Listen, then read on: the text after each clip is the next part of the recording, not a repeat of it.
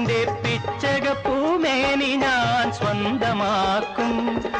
ചിന്തൂര പൊട്ടു തൊട്ടു ചിങ്കാരപ്പാട്ടു കേട്ടു, ചിന്തൂര പൊട്ടു തൊട്ടു ചിങ്കാരപ്പാട്ടു കേട്ടു, കല്യാണ പന്തലിൽ കണ്ടോട്ടെ നമ്മെ എല്ലാരും എല്ലാരും കണ്ടോട്ടെ.